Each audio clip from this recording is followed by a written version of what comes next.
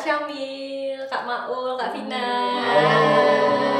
Gimana nih tadi UTS gak sih? Iya, aku UTS sih satu. Satu matkul. Satu matkul aja. Sama sih aku juga UTS. Aku semester ini udah nggak ambil lagi, jadi aku magang tadi terus langsung kesini. Oh, nggak apa-apa kan tapi Nggak magang aman. Ya sama sih aku cuma tinggal skripsi aja jadi nggak UTS. Kayaknya yang nggak aman cuma Kak Syamil aja kan UTS. Iya sih. Soalnya susah gampang Kak? Ya lumayan lah, lumayan. Bisa kan dikerjainnya? Bisa, aman. Tapi ini kan baru aja pulang dari KKN gak sih? Iya. Berapa bulan lalu ya? Kayak Sekitar 2 bulan. Iya 2 bulan kan ya. Berarti KKN-nya tuh periode 2 gak sih? Periode 2. Iya. KKN-nya tuh aku tuh kemarin lihat di Halmahera Utara gak sih kalau nggak salah. Iya. Nah ini di KKN Halmahera Utara dan kalau nggak salah itu nggak cuma satu kampus saja kolaborasi. Ada 3 kampus. Mana aja tuh Kak? Ada dari kita UGM, ada Unhair dari Ternate dan ada Unira dari Halmahera. Oh jadi kayak bertiga jadi satu gitu? Bertiga jadi satu, bener banget. Totalnya berapa orang berarti? Total sekitar 54 orang. Oh 54. Dari UGM-nya? Dari UGM 30, dari Unhair itu 9, sama dari Unira tuh ada 15. Oh, berarti UGM agak banyak ya 30? Iya, yang paling banyak. Karena timnya harus 30 nggak sih? Iya. Harus 3, minimal 20, cuma maksimal maksimal 30. Ya Kak, kocak. Buat tahun depan. Ini kan kalian tuh milih KKN di Halmahera. Itu kayak kenapa sih milih Halmahera Utara? Agak jauh nggak sih? Oke, iya. Kalau aku sendiri tuh sebenarnya aku dari awal tuh emang pengen KKN di luar Jawa dan KKN ini tuh salah satu kesempatan lah ya buat dapat. Terus kapan lagi sih kita bisa eksplor daerah timur gitu kan? Apalagi Halmahera itu juga potensinya juga banyak banget. Terus pas lihat poster ada kan di itu kan di pos kan kayak ada tawaran juga dari dosen. Oh ya udah aku ambil aja buat kesempatan gitu. Kalau Kak Vina? Oke, sebenarnya sama sih pengen KKN di luar Jawa. Terus kan di poster tuh ditulis KKN kolaborasi. Berarti kayak wah gak cuma UGM aja nih, tapi banyak berarti. Terus ada 2 univ yang temen-temennya banyak. Jadi ntar bayanginnya tuh dari awal udah KKN tuh rame-rame gitu. Jadi ternyata emang bener rame-rame banget, terus temennya banyak gitu. Iya kan, soalnya kalau berdua sama 2 univ lagi kan. Iya, rame banget.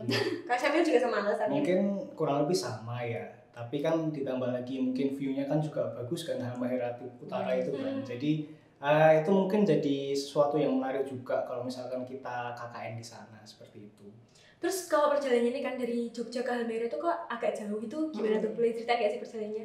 Kalau dari perjalanan sendiri kita tuh naik bis dulu. Jadi kita naik bis ke Surabaya. Jadi dari Surabaya kita naik dari Juanda. Nah dari Juanda itu kita pesawat transit dulu ke Makassar. Nah, habis dari Makassar kita naik pesawat lagi ke Ternate. Nah, setelah udah di Ternate kita rehat dulu 1 malam, jalan-jalan, terus kayak disambut juga di kampus di Unhair. Terus habis itu dari Ternate besok paginya jam 7 kita udah naik kapal feri. Jadi kita dari pelabuhan Ternate ke pelabuhan Sofifi itu naik feri sekitar 2-3 jam. Nah habis itu perjalanan panjang lagi naik mobil. Jadi kita komplit dari udara, dari laut, dari darat juga. Baru sampai sana itu sekitar jam 3 sore di Tobelonya di tempat kita. Terus naik mobil lagi ke masing-masing desa kan. Jadi ada 3 desa, jadinya mungkin jam 4 baru bener-bener sampai di desa masing-masing. Jadi kayaknya yang panjang tuh di perjalanan darat ya? Perjalanan daratnya sekitar 4-5 jam naik. Kalau di sana itu namanya oto. Jadi kita naik. Jadi kalau di sini kan angkotnya mungkin angkot yang call biasanya itu kan. Yang nah, kalau yang kuning. Yeah. Nah, kalau di sana itu Avanza, Xenia. Jadi kayak mobil-mobil yang di sini sebagai mobil keluarga, di sana itu jadi mobil angkutan umum gitu. Sumpah? Iya, jadi mobil kayak Avanza kayak gitu. Iya, jadi angkotnya tuh Expander. Iya.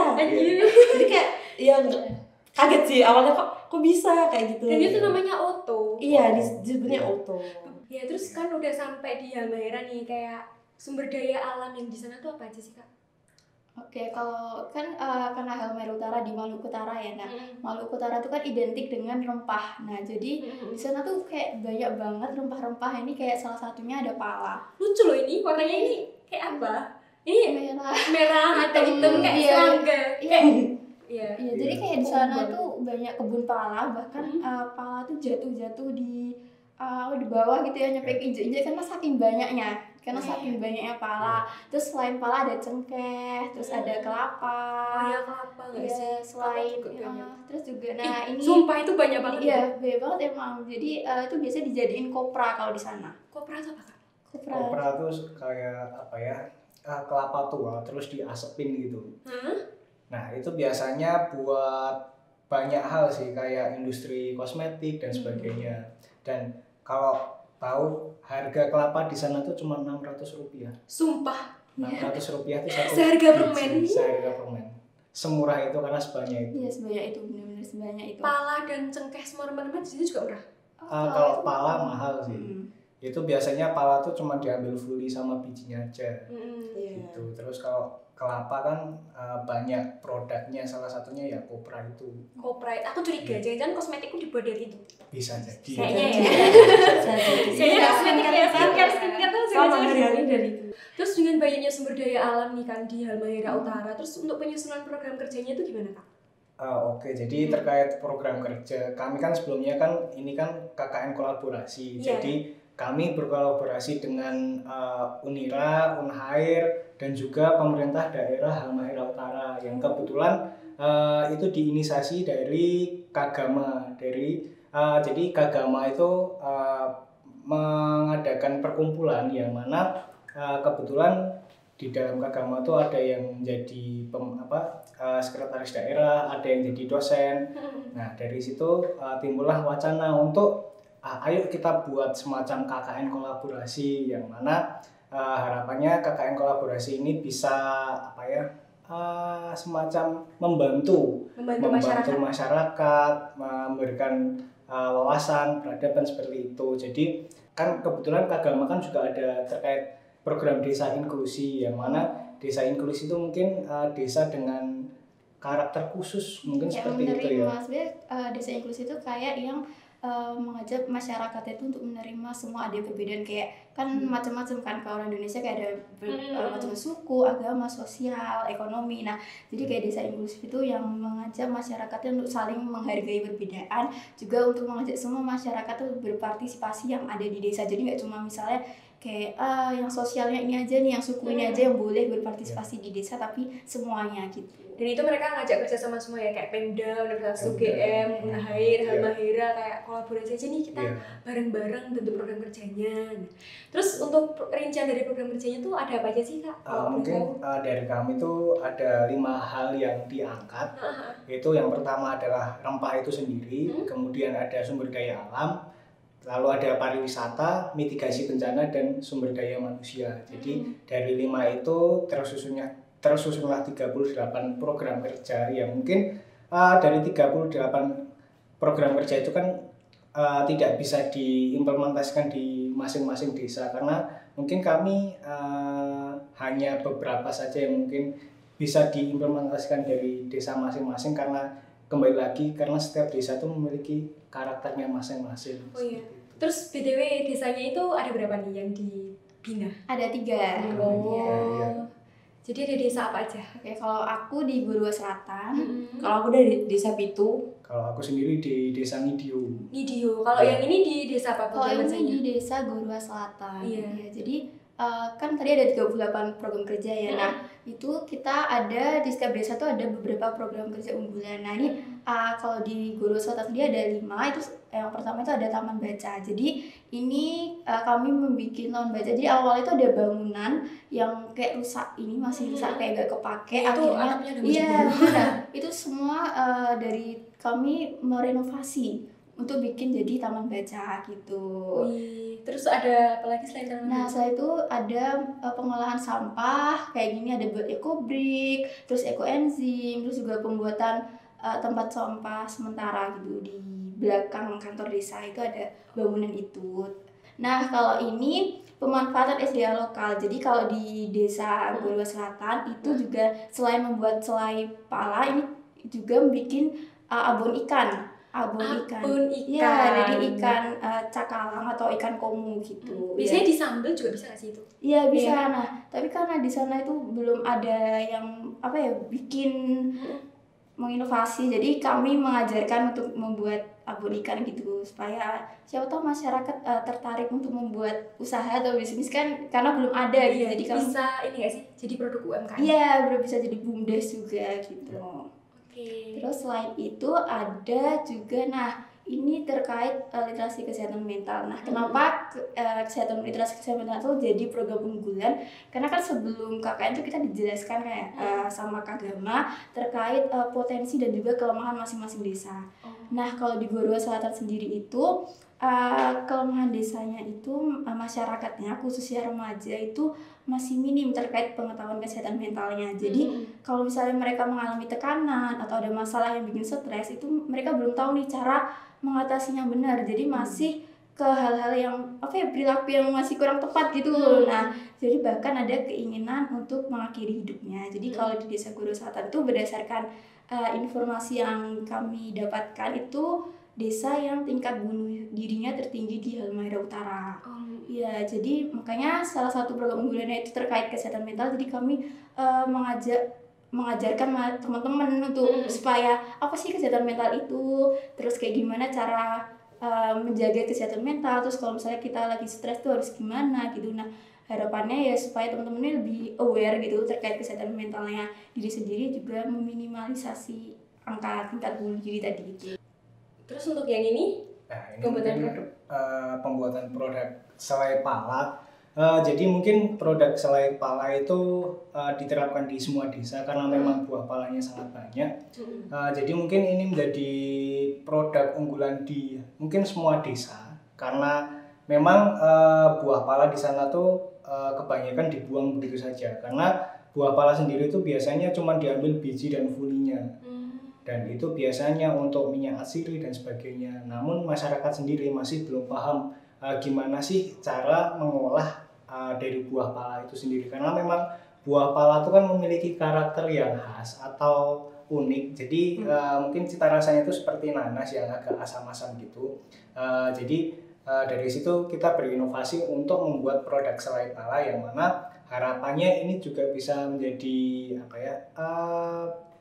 BUMDes juga, penunjang BUMDes sebagai penggerak ekonomi dari masyarakat seperti itu. Rasanya gimana tuh Kak? Kalau boleh tahu kayak pala buat selai kan? Kalau tahu nanas, selai nanas, itu lebih enak lagi dari nanas. Tapi itu ada hangat-hangatnya gitu, jadi kayak manis, asam. Kan jahe itu kayak agak pedas gitu kan, tapi ini hangat yang enggak pedas gitu. Hangatnya di tenggorokan atau di mulutnya? Di tenggorokan, jadi kayak bisa jadi kayak gitu. Obat herbal tenggorokan ya? Bisa juga. Terus yang ini apa nih? Ini mungkin kayak minyak ini. Minyak ya. Jadi ini adalah mungkin tadi kan juga udah disinggung kalau di Desa Gorongan Selatan itu kan dibuat ekobrik dan sebagainya. Jadi kalau ini kan di Desa Ngidiho. Jadi kita berinovasi untuk membuat pengolahan sampah dan berbasis pirolisis. Jadi pirolisis itu adalah proses yang mana nanti dari sampah plastik itu dipanaskan dan dirubah menjadi minyak. Jadi minyak goreng? Minyak buat pembakaran. Oh, buat bakar. Iya, jadi di sana tuh kebetulan di Halmahera itu kebanyakan bukan menggunakan gas tapi masih menggunakan minyak tanah. Ini kan kompornya nggak sih? Mereka itu punya kompor gas, tapi mereka juga masih menggunakan minyak tanah itu. Karena udah ada gas ya? Mungkin masakannya itu emang agak beda gitu ya. Jadi kalau gas sama yang minyak itu emang agak beda gitu. Jadi lebih sedap gitu. Dan mereka itu masih, yaudah aku masih mempertahankan cita rasanya gitu. Jadi mereka masih menggunakan nasi pirolisis ini tuh bisa menjadi salah satu opsi. Jadi daripada beli, lebih baik untuk mengembangkan sendiri. Nah dari hasil ini kan kita buatnya prototype. Nah kalau di alat yang sebenarnya itu nanti itu bisa pembakaran itu menghasilkan minyak-minyak yang berbeda gitu. Jadi ada bisa buat bensin, ada buat masak gitu. Itu alat untuk pengolahan sampah tadi ya? Jadi minyak. Jadi sampah tuh juga bisa jadi bensin juga? Bisa juga. Buat solar juga bisa. Nanti ada alat khusus yang emang dia tuh secara khusus memisahkan zat-zatnya itu kayak gitu. Oh, yang ini apa nih? Ini tuh di Desa Pitu. Nah, di Desa Pitu sendiri selain mitigasi bencana, kita juga ada diminta tolong untuk mengajarkan mengajar di anak-anak gitu di SD karena di sana sendiri tuh khususnya guru bahasa Inggris. Nah itu kebetulan pengalamanku sendiri. Jadi di sana itu belum ada guru bahasa Inggris. Jadi teman-teman di sana belum mendapatkan pengajaran bahasa Inggris sama sekali. Jadi aku diminta tolong buat ngajar bahasa Inggris. Nah selain itu teman-teman yang lain juga mengajarkan cara untuk mengatasi kalau ada gempa. Jadi di sana kan tingkat kan di lingkaran api gitu kan. Di sana kalau di Pitu sendiri itu dekat sama Gunung Dukono. Jadi potensi untuk gempanya itu tinggi gitu. Tapi waktu di sana sering gempa. Aman. Enggak ada. Tapi Terus pernah gempa, iya, pernah sekali. Oh iya sih, pernah sekali. Terus terus kalau ini sosialisasi pemanfaatan pakis atau apa? keripik. Nah, pakis atau paku kalau di Jawa sendiri tuh sebenarnya buat cuma makanan ternak gitu ya. Iya, nah, jujur ya. Iya kan? Aku kayak gitu. Nah, aku juga mikir kaget. Nah, mama piara itu kayak kita jadi tinggalnya di rumah bapak ibu kita nyebutnya mama piara, mama sama papa gitu. Nah, aku tuh kaget karena di sana itu dibuat sayur. Jadi kayak diolah sama kembang pepaya. Jadi itu kayak buat sayur tumis gitu. Nah aku kaget kan. Aku mikir kayaknya apa ya produk yang bisa dikembangkan. Nah terus barulah aku kepikiran kenapa nggak bikin keripik aja. Terus sambil ngajarin ke ibu-ibu tuh kayak kita brandingin juga, kita buatin prototipe gimana sih bungkusnya, terus dikasih label. Terus ini ada juga selai tadi buah pala. Dari kalau pala. ini hasil dari tadi program pemanfaatan SDA. Jadi ada bentuknya kayak gini. Iya, ada biji pala, ada selai pala, terus ada VCO, abon ikan. Itu di VCO itu apa, Mbak? Itu dari minyak kelapa. Jadi minyak kelapa yang murni. Itu biasanya digunakan untuk bahan kosmetik juga. Ini juga bisa dikonsumsi dan biasanya itu untuk program-program diet dan sebagainya. Seperti itu. Banyak banget ya produk yang dihasilkan dari sumber daya di sana. Ya mungkin kalau di Desa Pitu itu selain dibuat selai itu kita juga buat sirup. Jadi emang buahnya itu kan emang dibuang-buang kan karena mereka tuh taunya pemanfaatannya itu cuma sebagai bumbu sama fulinya itu yang merah tadi, yang merah-merah tadi. Nah buahnya kan bisa kan, nah itu jadi kita olah sebagai sirup, terus ada permen, terus ada nastar juga. Jadi aku juga baru tahu kalau nastar itu dalamnya bisa diisi sama pala gitu loh. Jadi yang biasanya kita cuma nastar, nanas kan biasanya. Nah ini tuh juga bisa dari pala. Terus ada pajaya ini pala yang kita haluskan terus jadi bubuk gitu. Jadi pala bubuk. Terus ada cakalang fufu juga. Nah cakalang fufu itu ikan cakalang diasap. Terus di situ kita bantu untuk membrandingnya. Jadi kita kasih prototipe. Terus di sosialisasinya itu kita juga menjelaskan ini loh registrasi ke BPOM gitu. Jadi mereka juga bisa menyebarkan hasil-hasilnya ke luar gitu. Terus untuk diseminasi yang akhir dari program kerjanya itu apa Kak? Ini kan ada foto rame-rame. Iya, jadi di minggu-minggu terakhir KKN itu kami mengadakan festival Kalahara yang mengangkat tema budaya dan rempah. Nah, jadi itu yang di akhir banget. Iya, di akhir banget. Jadi festival ini kebetulan juga didatangin sama Pak Wakil Rektor UGM sama besar rombongannya karena sehari sebelumnya kita juga ada Monef gitu. Jadi festival Kalahara ini didukung sama pemerintahan Kabupaten Halmahera Utara, terus ada Kagama, terus juga beberapa pihak yang dimana ini sebagai rangkaian penutup KKN kolaborasi di Halmahera Utara. Jadi ini kami di sana memamerkan output tadi yang udah kami menunjukkan ini loh kita tuh KKN menghasilkan ini. Nah jadi selain memamerkan produk-produk atau output proker kami juga ada beberapa kegiatan yang dibagi jadi 3. Itu ada festival memamerkan kebudayaan, ini ada pameran UMKM dan juga ada hiburan. Jadi kami melibatkan beberapa komunitas dari sanggar budaya, dari beberapa sekolah untuk menampilkan ini kayak tarian tradisional, ada tarian cakalele, tarian cakalele. Iya, cakalele. Lucu namanya cakalele, tarian gomateri, tarian gaba-gaba, terus ada paduan suara gitu. Terus kalau yang tadi yang UMKM itu tadi kita memberikan kesempatan untuk mereka memamerkan produk-produknya sekaligus menjual gitu. Jadi festival tuh nggak cuma sebagai menunjukkan hasil-hasil proker kami, tapi kami juga membantu mempromosikan dan melestarikan kebudayaan Halmahera Utara tadi kayak tarian-tariannya, terus juga inovasi-inovasi yang produk dari rempah gitu. Saking banyaknya sumber daya alam yang melimpah di Halmahera Utara tuh bisa jadi apa aja sih kataku mah. Iya benar. Terus tadi ya kaca kalang, kelapa, minyak kelapa gitu kan. Terus dari kali ini kan kolaborasi tuh nggak hanya melibatkan 2 universitas tapi juga Pemda ya. Tapi dia itu apa, ada nggak sih kesulitan ketika menghadapi itu apa kolaborasi itu kan banyak kepala nih dan nggak cuma dari UGM aja. Itu ada nggak sih tantangannya? Kalau dari Kak Syamil? Oke, mungkin terkait tantangan ya. Tantangan yang pertama itu mungkin bahasa. Karena memang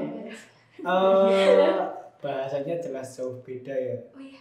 Beda banget. Di sana itu ngomongnya tuh sebenarnya kayak ada juga yang ngomongnya tuh bahasa Indonesia, tapi logatnya itu biasanya lebih cepat gitu loh. Jadi kayak kadang kita tuh kayak ya orang Jawa kan biasanya ini kan nah mereka tuh kayak cepet-cepet gitu. Jadi kayak kadang butuh waktu kayak semenit 2 menit kayak ini sama apa yang diomongin gitu. Tapi komunikasinya tetap pakai bahasa Indonesia atau bahasa Indonesia? Pakai bahasa Indonesia dan mungkin kayak orang-orang luar Jawa ya biasanya di sini jadi bisa bahasa Jawa. Mungkin di sana juga dikit-dikit belajar bahasa Halmahera. Iya, kita apa tuh? Boleh nggak sih disebutin bahasanya yang masih diingat sampai sekarang? Ada nggak? Mungkin kayak torang.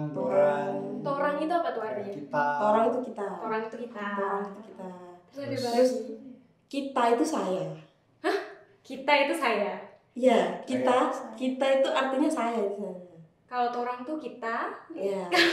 Kalau orang itu kita, kalau kita itu saya. Kalau kita itu saya. Iya. Itu kalau misalnya bukan orang asli sana atau nggak ada temennya di sana. Iya, awalnya Jadi kayak dia bingung saya awalnya. ke ini gitu. Saya gitu. Kok nunjuknya banyak banget gitu. Kalau ya terus kayak diajarin perkenalan misalnya, tapi nama Maulida itu artinya nama saya Maulida. Nama saya Maulida gitu. Oke. Terus ini Kak, kan tadi perbedaan bahasa juga. Tapi itu bisa teratasi karena ya mencoba untuk memahami terus pelan-pelan juga kan mereka ininya. Nah, aku juga mau tanya nih kan misal aku nih sebagai angkatan 21, adik tingkat lah, adik kelas sih. Kok adik kelas sih? Adik tingkat.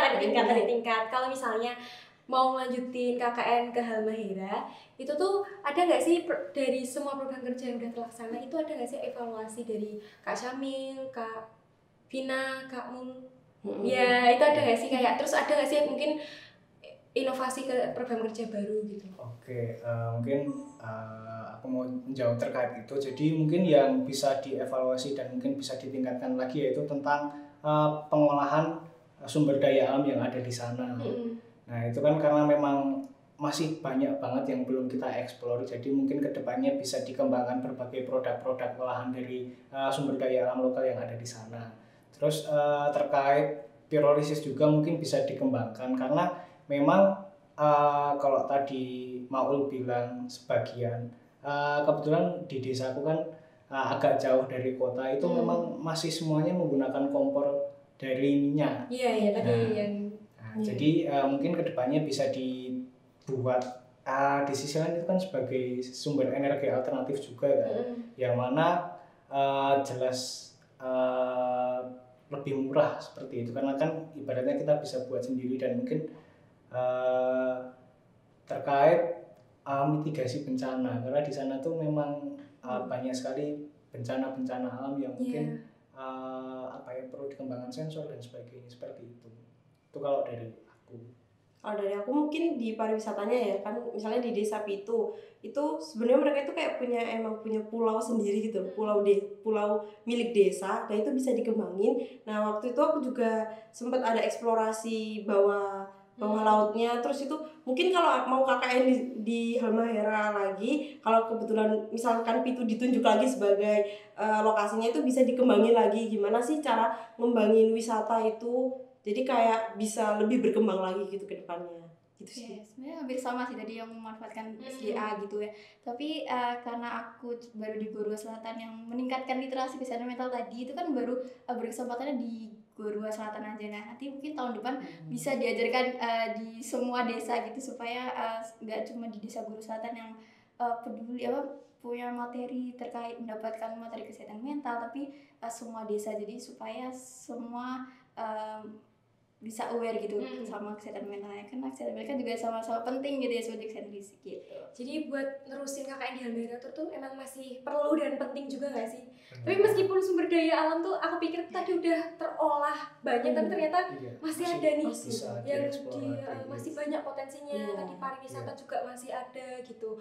Terus ini kan aku lihat ada pala nggak sih? Ini dia apa nih palanya? Itu namanya koleksi basah. Jadi kemarin tuh aku ada proker juga kayak bikin herbarium.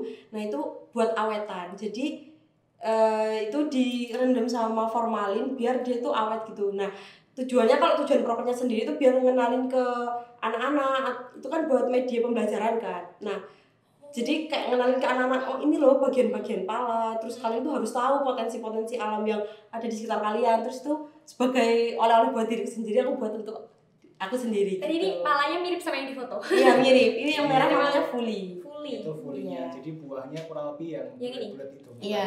Yang mana sih? Yang buahnya kuning itu. Yang kuning ini, terus ini Fully-nya. Iya.